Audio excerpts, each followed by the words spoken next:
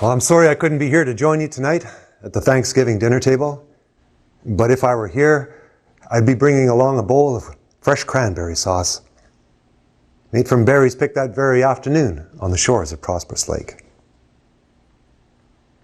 Now, for my whole life, I've never really believed in angels, but something happened to me that, made me a believer in angels, or in this case, an angel who remains unknown to me to this day. Well, my story takes place in a small northern town where my wife and I were raising our two young daughters. Well, we live in a small, cozy squatter shack that was built at the height of a gold mining frenzy in the 1930s in an area of the city known as Old Town.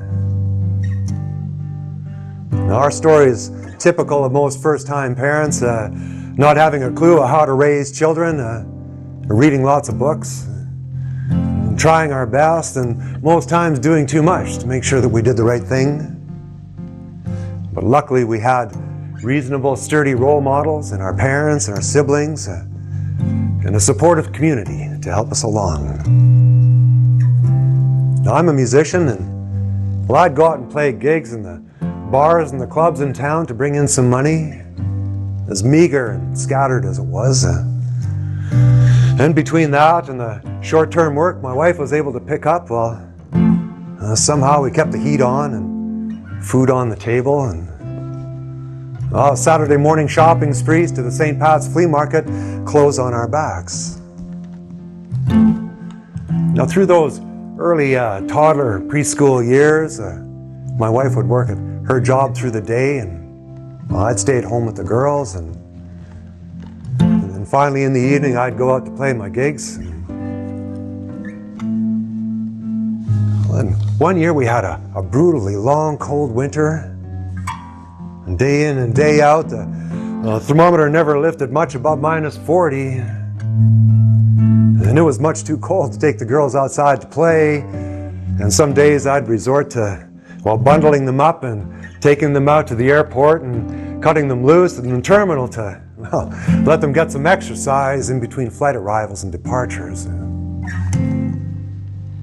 Well, by January, cabin fever had set in, and I was bushed, as the saying goes. And one evening, at the peak of my bushness, I stated emphatically to my wife that I would not endure another full winter like this one. And with such motivation, I researched and I planned of destinations that we could realistically travel to escape the next pending frigid winter. Now, some musician friends of mine, they had settled and were raising their young families in a small town down on the west coast. That was a haven for artsy, left-wing, eco-friendly folks such as ourselves. And, it took me about a year to put all the details together. And with a smug sense of satisfaction and the 1987 two-door Ford Tempo fully loaded up, we said goodbye to the dark gray clouds of winter and made our way down into the Southlands. Now, this was our first exodus of many over the next few years, and we kind of lived what can be described as a bohemian lifestyle, a migratory existence, just like the caribou I used to quip. Well, upon arriving in our small town West Coast haven, we met some friends of friends who helped us to get settled, and we spent the rest of that short, mild winter exploring this new part of the world. And that spring, we embarked on an ambitious 6-week-long journey, driving just about every kilometer of highway from south to north, and then all the way back down again to the big city so that I could play for an ecology group that was protesting the logging of an old-growth rainforest. Now, the gig didn't pay anything at all, but we kind of thought it would be a good chance for me to perform for a southern audience. And we spent the better part of a week waiting for the gig to come along. The four of us crashed in a friend's one-bedroom apartment until my 20-minute set was over and done. And with a phone call back home, well, we learned that the birch and poplar leaves were ready to bust open, so we headed back north. Wow, we arrived after the 2,400-kilometer, 3-day-long road trip in late spring. Happy to be home for a while. But the harsh reality of the situation was I didn't have any gigs lined up. Lori hadn't been able to find any work either. Well, we'd spent all the money we had on the return road trip. And that day we were looking at an empty cold spot fridge and bare cupboards and wondering, how are we going to eat until we can find some work? Well, it was a pretty nice day that day, so we took the kids and the dog for a walk to the neighborhood park, trying not to show any worry or concern. And once we got back to the shack, well, I took a quick run uptown to clear out the mailbox. Well, maybe I'm not the only one to do this, but there are times where I'm desperate for a document or a check to show up in the mailbox. And that day I stood outside the mailbox and I sent through as many positive vibes and good thoughts as I could to the other side. Inserted the key into the lock, gave it a 1/4 clockwise twist, and opened up the small brushed steel door. Well, inside, there was a pile of bills that were on top, and in the middle, some junk mail. But at the bottom of the post office box, there was a small, plain white envelope that was opened. The adhesive flap was laying flat against the bottom of the post office box. Well, I reached in, I pulled out the envelope and looked inside. And, well, sure enough, there was a letter all folded up in there. And well, from the edges of the letter, the unmistakable color of money. And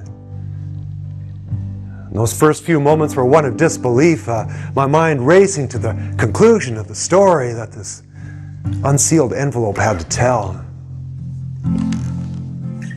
I turned the envelope over, and it was indeed addressed to me. But in the upper left-hand corner, where there should have been a return address, the sender had simply written the name Ladiseur. So I pulled the letter out of the envelope, and I started to read.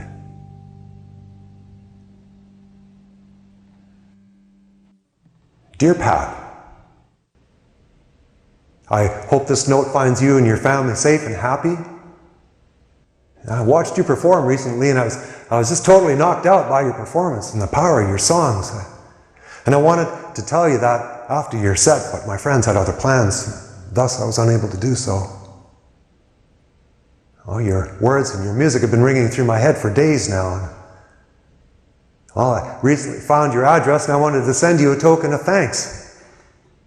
And I know that a musician's life is a struggle, and cannot imagine doing so with wife and children in tow. So I put together some money in hopes that you'll find need, if not now, then maybe later on. All that I ask is that you continue on with your creative endeavors in the future. Thank you. Well, there was no date, no signature at the end of the letter. I read through it 2 more times just to make sure that it was sincere, and I counted all at $250 in cash. I stood there in the middle of the post office lobby, usually alive with the hustle and bustle of a noon hour post office rush, but the day was calm and still. The money in one hand, the letter in the other, and my heart filled with prayers of thanks. And upon returning home, I told my wife the story. She sat at the kitchen table reading the letter. She looked on with as much disbelief as I. A pile of $20 bills that were piled on the table. Well, we spent all $250 on groceries. We filled up that cold spot fridge and all of the cupboards. And after that, I remember everything turned out just fine. Well, next day, the phone rang for me. I got a whole bunch of gigs. Well, my wife even found some work for the summer. And over the next couple of months, I tried to find out who had sent us this gift. With just the last name to go on, I looked through address books, telephone books, until I finally realized that, well, this person, this angel, was not looking to be acknowledged in any way. But how could they have known how dire our straits were when their most timely gift arrived in our post office box? Well, so now I believe in angels, at least that's what I call them. And I've met a few more on the road since then. In my darkest hour, they appear out of nowhere, and pick me up, brush me off, point me in the right direction. They give me a shove.